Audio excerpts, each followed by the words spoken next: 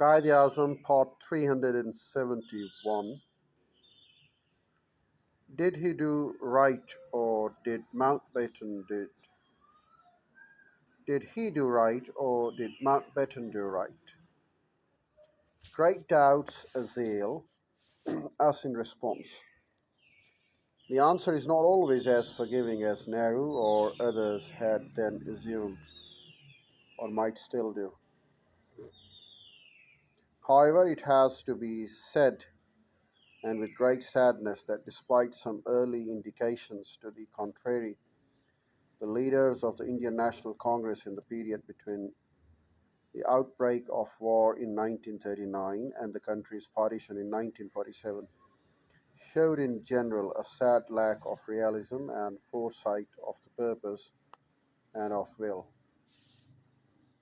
Corresponding with the late Nawab Sahib of Bhopal, Nehru replied on July 1948, just a few weeks after Bhopal had questioned him about this partitioning of the country. It has been our misfortune, he wrote, the misfortune of India and Pakistan, that evil impulses triumphed. I've spent the greater part of my adult life in pursuing and trying to realize certain ideals. Can you imagine the sorrow that confronts me when I see, after more than 30 years of incessant efforts, the failure of much that I longed for passionately? I know that we are to blame in many matters. Partition came and we accepted it because we thought that perhaps that way, however painful it was, we might have some peace. Perhaps we acted wrongly. It is difficult to judge now, and yet the consequences of that partition have been so terrible that one is inclined to think that anything else would have been preferable. All my sense of history rebels against this unnatural state of affairs that has been created in India and Pakistan. There is no settling down to it, and conflicts continue. Perhaps these conflicts are due to the folly or littleness of those in authority in India and Pakistan. Ultimately, I have no doubt that India and Pakistan will come close together, some kind of federal link. There is no other way to peace. The alternative is war. This is remarkably candid and a very moving letter, almost confessional. Such afterthought, starkly honest appraisal of his own acts, judgments upon himself were both Nehru's great strength as a human being and his great failing as the first Prime Minister of a newly independent India.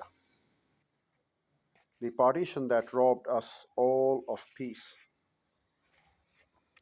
We thought we might have some peace, Nehru had pointedly shared with the late Nawab Sahib of Bhopal.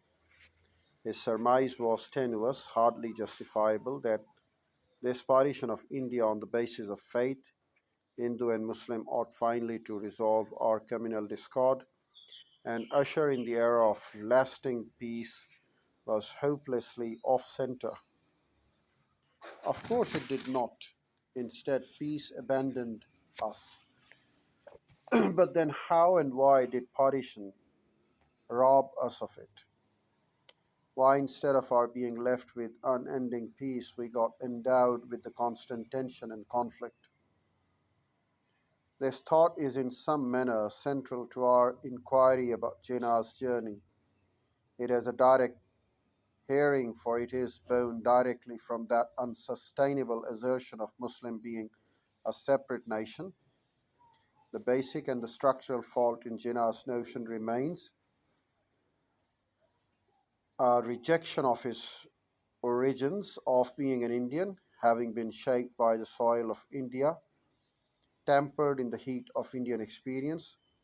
Muslims in India were no doubt subscribers to a different faith, but that is all.